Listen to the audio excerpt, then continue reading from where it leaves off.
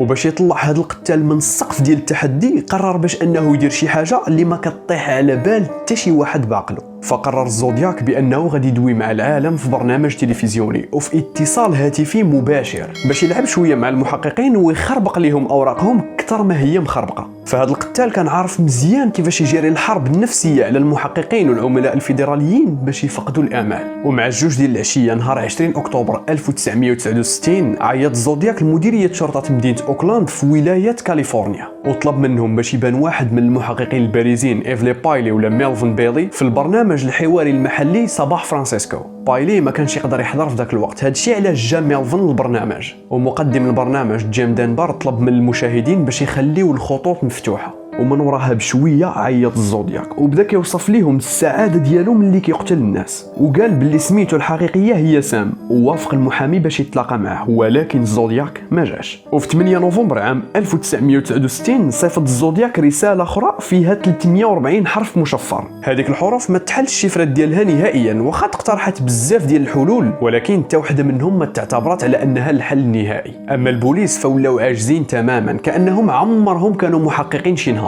هادشي بسبب انهم ما قدروا يلقاو حتى شي دليل اللي يقدر يوصلهم لهذا القتال، لا بصمات لا شهود ولا حتى اي دليل بسيط اللي يقدر يخليهم باش يتبعوا الاثار ديال هذا القتال من غير رسائل المشفره اللي كان كيصيفط لهم والاتصالات. ففي فتره الستينات ما كانتش لا تكنولوجيا متطوره بحال اليوم وما كانوش يقدروا يحدوا البلاصه ديال المتصل، بل حتى انهم ما كانوش يقدروا يكشفوا الهويه من البصمه ديال الصوت. الشرطه استنفرت كاع القوات ديالها وعطات لهاد القضيه هذه واحد الاهتمام اللي عمرها دارته. وفي ليله 22 مارس 1970 كانت كاتلين جونز غادا لبيتالوما باش تشوف امها وكانت حامله في شهرها السابع وكانت معها بنتها عندها 10 شهور.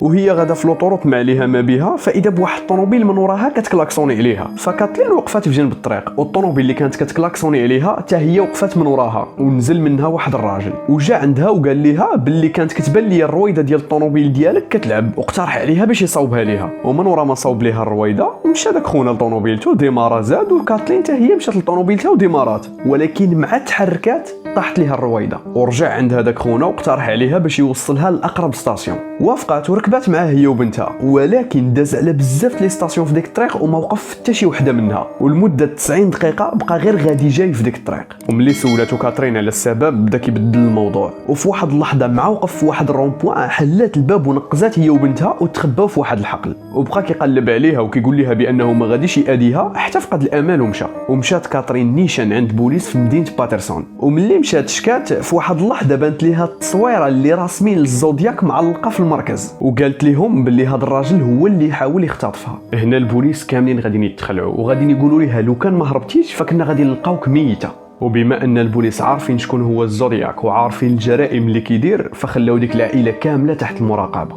وفي 28 ابريل عام 1970 صيفط الزودياك بطاقه تهنئه لصحيفه كورانجل وكاتب فيها: أتمنى أن تستمتعوا بأنفسكم معا عندما أحظى بانتقامي. وختم هذه الرساله هذه بطبيعه الحال بالعلامه ديالو اللي تشهرات.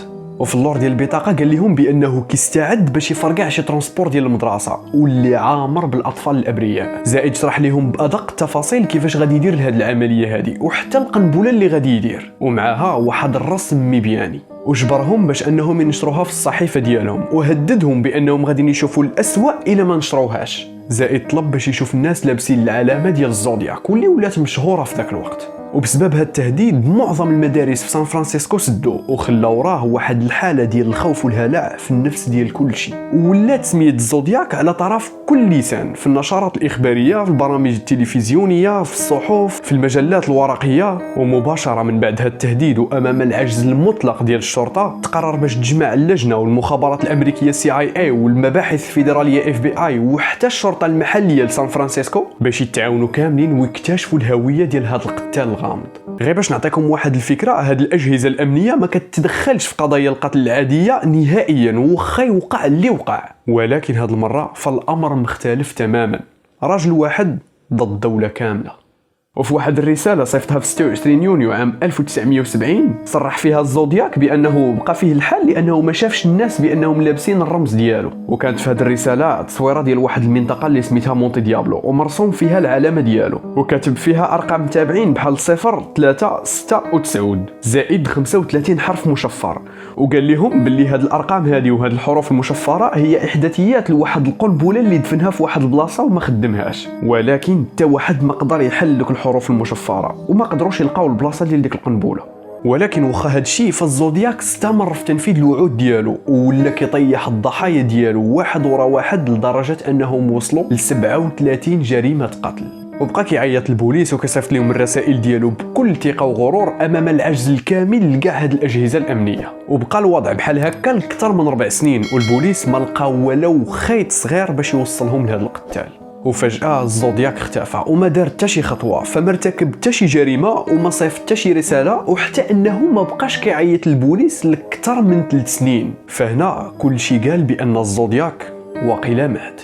ولكن كانت الصدمه ملي وصلت لصحيفه كورينغل واحد الرساله من الزودياك نهار 29 يناير 1994، وكان كيوصف فيها فيلم طارد الارواح الشريره على انها افضل كوميديا ساخره شافها في حياته. زائد كانت في الرساله واحد القصاصه ديال واحد الفرقه اللي سميتها ميكادو، ودير العلامه المعتاده ديالو لتحت واللي حتى اليوم باقا ما تفسراتش. زائد ختم الرساله بواحد النتيجه جديده واللي هي انا كنساوي 37 والبوليس كيساويو 0. فهنا الناس ولاو كيقولوا ليه العفريت ولا الشبح، كيبان وقت ما بغى كيرتكب الجرائم ديالو وكيعاود يغبر. حتى جا داك النهار اللي تقتلات فيه واحد الدريه سميتها جيري واللي عندها 28 عام. كانت جيري بيست يلاه خرجت من المكتبه وركبت في طوموبيلتها باش ترجع لدارهم، ولكن طوموبيلتها خسرات وما بغاتش تتحرك. وفي الوقت اللي هي مضاربه مع الطوموبيل باش ديماريها تفاجات بان واحد الراجل واقف حدا طوموبيلتها وكيشوف فيها من الجاج، وبان ليها بانه راجل ظريف واقترح عليها باش يوصلها في طوموبيلته، وما قدراتش تقول لا لانه بكل بساطه ما كانش عندها حل واحد اخر، وهي مسكينه ما عارفاش باللي بينها وبين الموت غير خطوه، وما دازتش غير سوايع قليله ولقاو الجثه ديالها.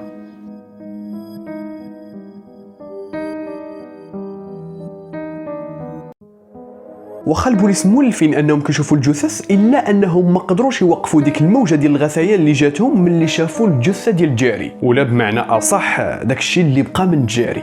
فكانت الجثه مذبوحه ومقطعه بواحد الشكل اللي وحشي، والاعضاء الداخليه مليوحه في الارض بحال شي حيوان افترسها.